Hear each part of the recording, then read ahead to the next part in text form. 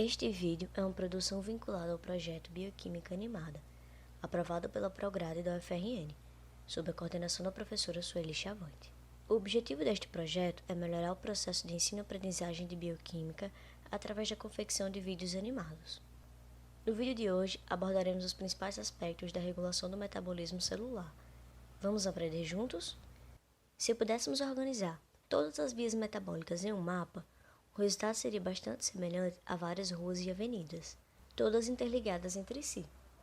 Mas pensa comigo, se até as ruas são organizadas com vários semáforos indicando quando seguir e quando parar, como poderia ser diferente com o nosso corpo, uma máquina tão complexa? No corpo humano, as vias estão conectadas de modo que uma pequena alteração em uma via poderá, como um efeito borboleta, afetar muitas outras.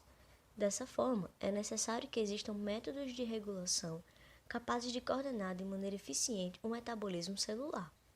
Para evitar o caos metabólico, nosso corpo dispõe de inúmeras formas de regulação. Todas elas funcionam a partir de alterações na atividade das enzimas que participam das vias metabólicas. Neste vídeo, iremos falar dos 5 principais tipos de regulação, que são eles: a variação na concentração de substrato e enzimas, a alteração na atividade de enzimas alostéricas, a modificação covalente das proteínas, a intervenção hormonal e mudanças na atividade de enzimas por clivagem proteolítica. Uma das formas de regulação mais simples é a variação na concentração de substrato e/ou de enzimas. Sabe-se que até determinado ponto, quando aumentamos a concentração do substrato ou a quantidade de enzimas livres para atuarem, a velocidade da reação aumenta. A partir desse mecanismo, nosso corpo é capaz de controlar a velocidade de produção de vias metabólicas.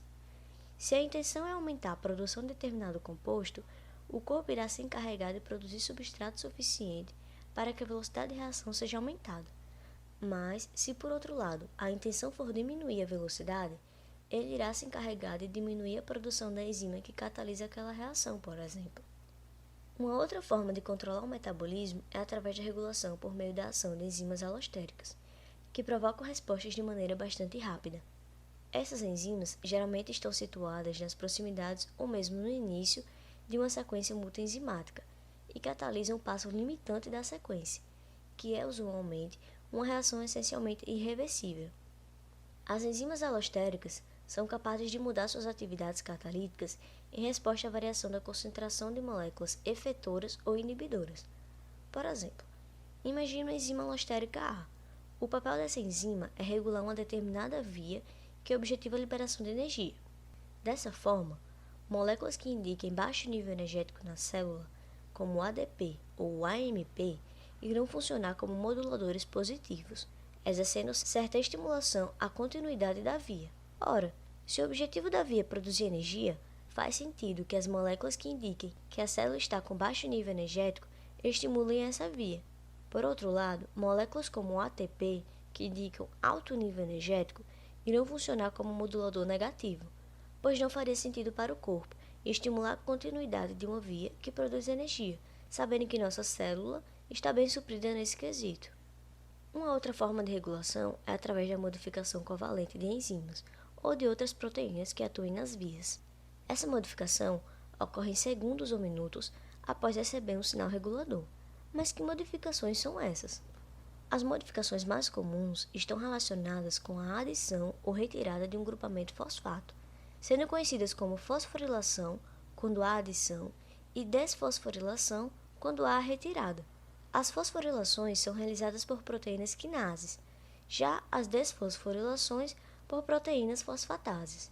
Essa fosforilação pode afetar as características eletrostáticas do sítio ativo da enzima, alterar sua interação com outras proteínas ou forçar mudanças conformacionais, que se traduzem em alterações na velocidade da reação ou afinidade da enzima pelo substrato.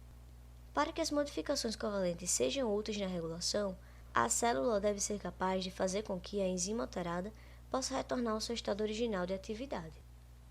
O controle metabólico também pode ser exercido através da regulação hormonal.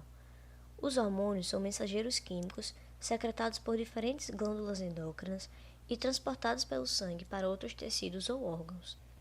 Eles se ligam a receptores específicos, geralmente na membrana plasmática da célula, e a partir disso podem estimular ou inibir determinadas atividades metabólicas, como a manutenção da pressão sanguínea, a embriogênese, fome, digestão e distribuição de combustíveis. É importante enfatizar que cada tipo celular tem sua própria combinação de receptores hormonais e uma alta afinidade de interação, que permite às células serem sensibilizadas até mesmo por concentrações muito baixas do hormônio. Os hormônios de ação rápida levam a uma mudança na atividade de uma ou mais enzimas pré-existentes na célula, por mecanismos alostéricos ou modificação covalente. Já aqueles de ação mais lenta, como os hormônios sexuais, alteram a expressão gênica, resultando na síntese de uma maior ou menor quantidade das proteínas por ele reguladas. Por exemplo, quando o nosso corpo se depara com uma situação ameaçadora, o hormônio adrenalina é liberado da nossa corrente sanguínea e se liga ao seu receptor na membrana plasmática de uma célula sensível. Nos hepatócitos, após ligar-se ao seu receptor, a adrenalina ocasiona uma alteração conformacional, que afeta a interação do seu receptor com a proteína a ele associada, conhecida como proteína G. Após sofrer algumas modificações, essa proteína G ativa uma outra proteína da membrana plasmática, chamada de adenililciclase. Logo em seguida, a adenililciclase é estimulada a catalisar a síntese de AMP cíclico, levando a um aumento da concentração desse composto. O AMP cíclico, por sua vez, ativa alostericamente a proteína quinase dependente de AMP cíclico, também chamada de proteína quinase A ou PKA, a qual catalisa a fosforilação de proteínas e enzimas-alvo. Uma das enzimas que é fosforilada é a glicogênio fosforilase, que, quando fosforilada, encontra-se em sua forma ativa. Basicamente, a função dessa enzima, ao ser ativada, é iniciar a quebra do glicogênio em glicose, que passa para a corrente sanguínea e aumenta a taxa de açúcar no sangue.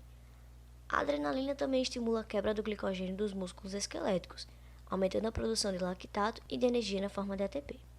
Todos esses processos, de alguma forma, acabam liberando substâncias ricas em energia, que, aliás, é muito bem-vinda para fugir de certas situações ameaçadoras. Note que no mecanismo de regulação hormonal, outros tipos de regulação também participam, como a regulação alostérica e a modificação covalente, mostrando assim que vários mecanismos de regulação podem atuar em conjunto para regular uma determinada via metabólica. Além das regulações já comentadas, há também um tipo de regulação que ocorre por meio de uma clivagem proteolítica. Nesse tipo de regulação, as enzimas são ativadas quando segmentos de aminoácidos são removidos por proteólise. Diferentemente da regulação mediada por efetores, a regulação por proteólise é irreversível. Exemplos importantes desse mecanismo são encontrados em processos fisiológicos como digestão, coagulação sanguínea, ação hormonal e visão. Viu só quantas atividades importantes ocorrem simultaneamente dentro de uma célula tão pequena? Isso é incrível, não é mesmo?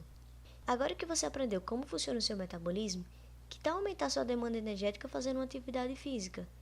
Assim você pode observar com mais atenção as respostas fisiológicas do seu corpo enquanto espera pelo próximo vídeo. Até logo!